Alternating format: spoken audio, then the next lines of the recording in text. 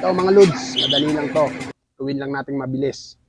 Tara, sa CapCut, gawin natin. Let's go! Siyempre po, kailangan lang po natin ng sasakyan dyan. Kayo na po bahala kung anong sasakyan ang gusto nyong gamitin, mga lods. Then, fast forward po tayo hanggang sa umalis na po yung ating sasakyan. Mag-umpisa na po tayo. Stay lang po tayo dyan sa dulo nyan o yung wala na pong sasakyan o tinatawag na clear shot. Tapos po, focus po tayo sa baba. Piliin po natin yung freeze. Kapag may freeze na po tayo, stay lang po tayo dyan sa pinrease natin dahil ibababa po natin yan gamit ang overlay. Piliin po natin yung overlay sa baba. Kapag naibaba na po natin, hold lang po natin tapos dalhin po natin sa pinakaunahan. Hindi pa po tayo tapos dyan, itap po natin para ma-highlight. Then focus po ulit tayo sa baba, hanapin po natin sa baba yung mask. Tapos po piliin po natin yung horizontal. Then patayuin lang po natin yung dilaw na guhit na yan sa gitna, sa pagitan lang po ng e-bike at nung tao. Kapag goods na, piliin lang po natin yung check sa baba. Then play po natin.